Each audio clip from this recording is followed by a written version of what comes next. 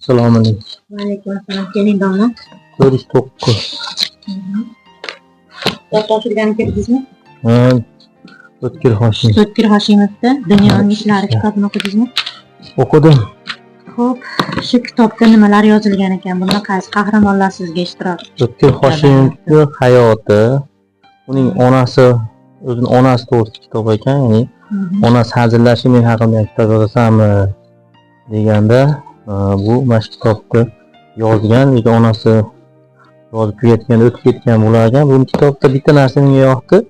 Onasi kirib yuvib o'tirganda qo'shnilari kirib gaplashgan ekan, ular bitta qo'shnisi. Keyin kirini yuvib tugatganda zirg'asi yo'qolib qoladi. Bir poya. Qidiradi, shom aralashib qoladi, topolmaydi. Keyin O'tkir Hoshim ammasi keladi. Ammasi kelgandan keyin yana qidirishadi, ammasi kimlar kirdi deb, falonchi qo'shnimiz kirdi deb aytadi. Keyin u o'zi sal qo'li egiroq, mahalladagi to'ylarda idish tovoq, boshqa narsalar yo'qolib qolyapti, mana shu xotinnikidan chiqyapti deb gumon qilishadi. Keyin ammasi anaqaga olib boradi, Baxshiga. Baxshiga olib borganda O'tkir Hoshimovga ham yur seni ham boramiz, sendan qolachan deb oladi. O'tkir Hoshimov Baxshiga borib, ikkalasi borganda ko'rpaga o'rab qo'yib, bir kasa suv qo'yib qo'yadi. Suvga qarab tursin, kim olgan ko'rinadi. O'tkir Hoshim dami qaytib ketdi, bu payt ko'ziga qo'shnisi ko'ringan bo'ladi. Qo'shni Falonchixon deb aytadi. Keyin ammasi bilan u onasi qo'shnisiga kelib, sen olgansan ziraydi deb, olgan bo'lsang ber deb unga naql qilishadi. Men olmaganman deydi. Keyin ayasi qo'ying, odam o'g'ri bitta, gumon bitta tushib qolgandir deb chiqib ketadi. Keyin 2 kundan keyin ko'ylak ilinib qolgan bo'ladi zirg'asi. Keyin men qo'shnim ko'ziga qanaqa qarayman deb O'tkir Hoshimning onasi yig'lab o'tirgan bo'ladi. Keyin shu ma'lum bir muddatdan keyin ular to'y qilib, kelin oladigan bo'ladi, qo'shnisi to'y qiladi.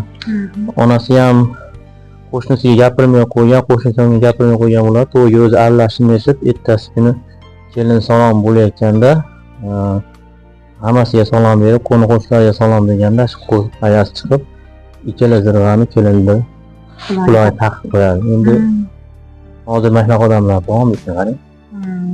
Zirg'asi topilganini u qo'shnining ko'ziga qanaqa qarayman deb ijorat bo'lganidan ikkala zirg'ani ham kelinni quloqiga taqib qo'yadi. Qo'ni-qo'shnilar tilla ekan deb. Mana shu joylar yoqdi. Onasi juda dunyoqarashi keng, og'ir vazmin, yaxshi ona ekan. Tavsiya qilaman ko'pchilik hozirgi yoshlarimizga, yangi ona bo'lganlarga, bolasini tarbiyasi, bolasini o'sib voqeaga yetishida nimalarga ahamiyat berishni juda yaxshi yozilgan. Tavsiya qilaman yoshlarimizga, ustozlarga, hammasiga. Hattoki onalar ham o'qisa, onalar o'qish kerak.